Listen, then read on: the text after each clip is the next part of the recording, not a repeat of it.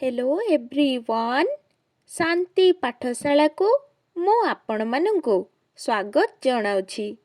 आजिकार एक नूतन वीडियो रे आमे आलोचना करिबा दूरदर्शन बा टेलीविजन उपरे एक सुंदर रचना। वीडियोटी को आरंभ करिबा पूर्वरु चैनल को सब्सक्राइब करिनियंतु एवं पाखरे थिबा बेल आइकन टी को प्रेस करि दियंतु। चलंतु आरंभ करिबा। दूरदर्शन बा टेलीविजन हेउछि मानव समाज प्रति विज्ञानर एक बहुमूल्य उपहार। स्कॉटलैंड महान वैज्ञानिक जे.एल. बेयर्ड एही अद्भुत उद्भावन करी अमरत्व अर्जन करिछंती। एहा पछरे तांकर रहिछि गभीर निष्ठा ओ अध्यवसाय। आर्थिक दुस्थिति, भग्न स्वास्थ्य ओ अन्यान्य बाधा विपत्ति तांकु तांको साधनारु विरत करि पारि नथिला। विश्वविख्यात वैज्ञानिक सी.भी. रमणଙ୍କ मतरे वैज्ञानिक सफलता आकस्मिक नुहे, एहा वर्ष वर्ष व्यापी साधनार अतुलनीय सिद्धि। जे.एल. बेयर्ड सेही सिद्धिर अधिकारी हेबा पाई जीवन को बाजी लगाई साधनारे मनोनिवेश करिथिले। दूरदर्शन यंत्रटी देखिबाकू गोटिए रेडियो परी।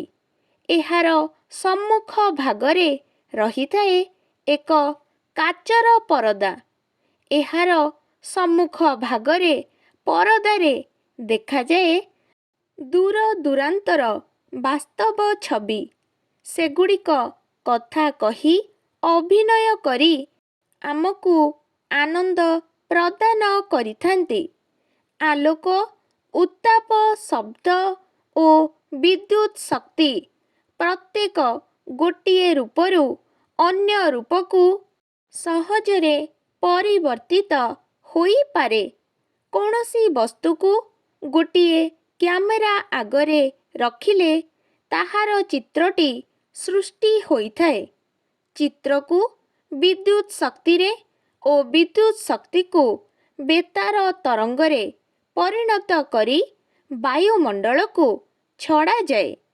एही तरंग को विद्युत शक्ति रे परिणत करी सेथिरु वस्तुटीर चित्र प्रदर्शन संभव हुए।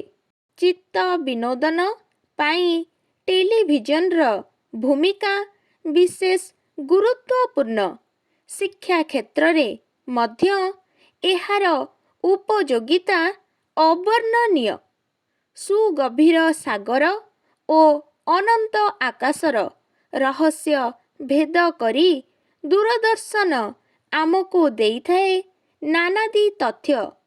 एहा व्यतीत पाणीपाग ओ प्राकृतिक विपत्तिर प्राक सूचना दूरदर्शन साहाय्ୟରେ मिलिबा संभव होइथाए। रंगीन टीभीर अति निकटतर होई बसिले दृश्य देखिले अनेक समयरे आखि उपरे एहार प्रतिकूल प्रभाव पड़ी थाए।